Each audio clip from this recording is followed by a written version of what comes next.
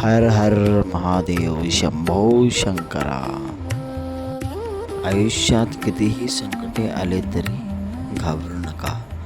भगवान शंकर आपल्याला शिकवतात, शांत रहा आणि संयम ठेवा आणि आपल्या ध्येयाच्या दिशेने चालत रहा.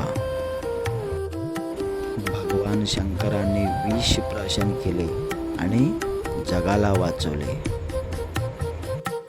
याचा अर्थ असा की आयुष्यात कितीही कटू प्रसंग येऊ दे, त्याला धैर्याने सामोरे जा. ज्याला स्वतःवर विश्वास आहे त्याला आयुष्यात कुठलीही शक्ती थांबवू शकत नाही. आज तुमचा काळ कठीण आहे, पण लक्षात ठेवा, रात्र कितीही मोठी असली तरी पहाट नक्की होते. मेहनत करा, मन शांत ठेवा आणि महादेवावर विश्वास ठेवा. चांगले कर्म करत रहा, फळाची चिंता करू नका. महादेव योग्य वेळी मार्ग दाखवतील. हर हर महादेव शंभो शिवशंकरा.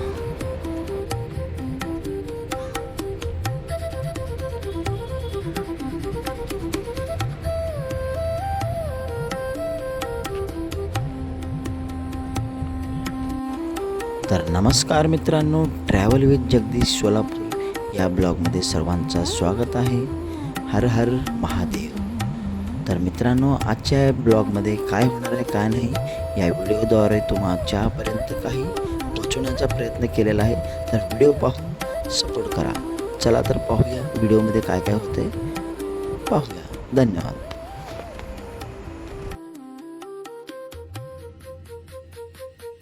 पण त्यांना चेकपोस्टवर येऊ न दिल्यामुळे आमचे लोक जंगलामध्ये झोपलेले होते, ते आलेले आहेत आता.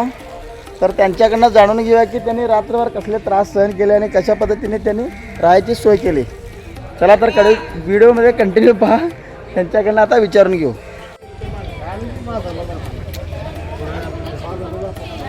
तर मित्रांनो, हे समोर आलेत बघा लोक जंगलात अडकलेले. तर यांच्याकडनं तुम्हाला अनुभव काय झाला ते विचारून घेणार आहे. थांबा. श्रीशैलमच्या जंगलमध्ये एंट्री करताना रात्री 9:10 पोचले होते.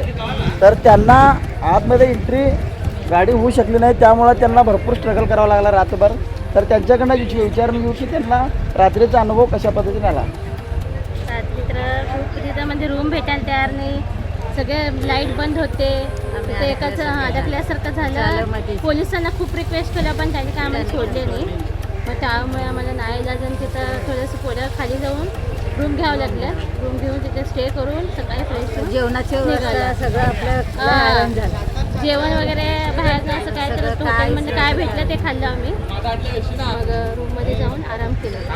म्हणजे हैराण होते. टाईममध्ये गेलं तर खूप बरं होईल, नसेल तर मग प्रॉब्लेम येते. तिथले लोकॅलिटी पण कसं भांडणं खूप चाललेली तिथं का भांडणं म्हणजे लोकलचे लोक भांडण करायला भांडण त्यामुळे जरा भीती आहे.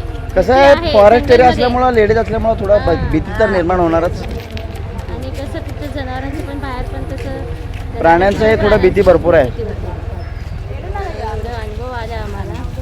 तर हा अनुभव फार म्हणजे फार डेंजर अनुभव होता यांच्या जीवनातला. तर तुम्ही असा अनुभव घेऊ नका, हेच रिक्वेस्ट आहे माझं. तर टायमाच्या आत पोहोचा आणि सुरक्षित राहा. चला, थँक्यू. गेल्या तपा మేము కొంతమంది అటేసినాం ఈ టైంకి రావాలి, ఈ టైంకి తినాలి, లేదంటే మీకు జీవనం దొరకదు. तर నారాజ్ అయ్యారు కొంతమంది. మంచిగా అనిపించలేదు, మనసుకు బాధ అనిపించింది. దాని దగ్గరన్నా వచ్చిన ఇంత దూరం మీరు మనసులో ఫ్రీగా ఉంటేలే మంచిగా అనిపిస్తుంది. ఇంత పైసలు ఇచ్చినా ఆ విషయంలో మేము ఇచ్చినాము, మీకు జర అలా ఇబ్బంది అయింది. దాని దగ్గర ఇప్పుడు జర స్ట్రిక్ట్ పెడితే మీరు మంచిగా ఉంటారని మాకు ఇప్పుడు అనిపిస్తుంది.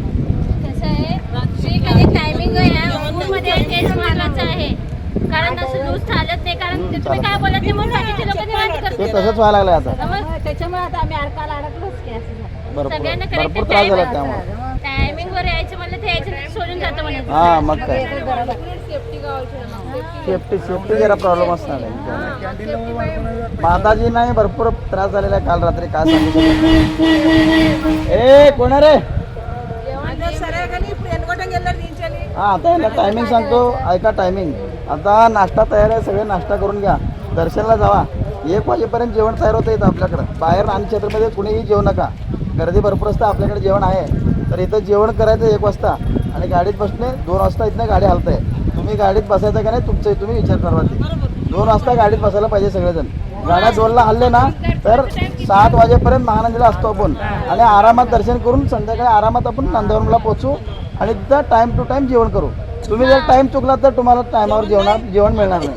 आणि तुम्ही आम्हाला रागवत नाही सोडा तुम्ही, तरी मनात एक दुःख असतंय, आला एवढा लांब टायमावर मिळाला नाही.